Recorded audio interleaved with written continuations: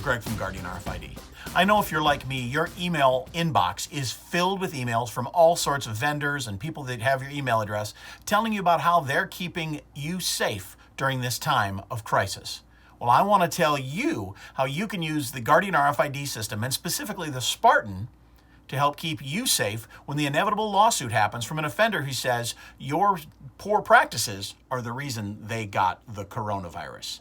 Listen, this is what we want to do. On the administrative side, go into the on-demand website and add some word blocks to your cell check feature. Things like sanitized living unit, handed out cleaning supplies, bleached certain areas. You want to add those specific word blocks, and then when those tasks are completed, every 20 minutes or 30 minutes, depending on how often you're doing it and the CDC recommendations, you're scanning the hard tags to show that your staff is in those areas, or your trustees or inmate workers are in there doing those sanitation procedures.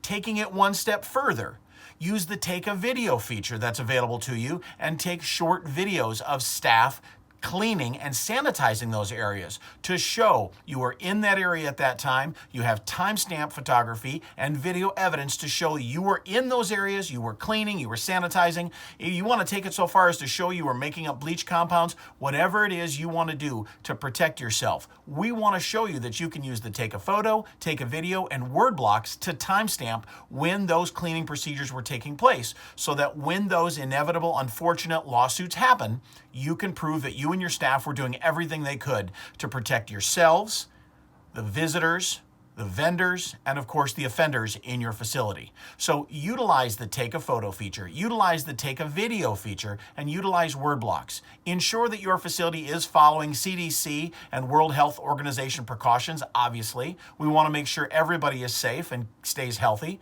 but we want to make sure that you have the right procedures in place and the right logs in place so that when things happen, you're protected in the long run. Hey everybody, this has been Greg from my own personal little bunker, and remember, get your team home safe.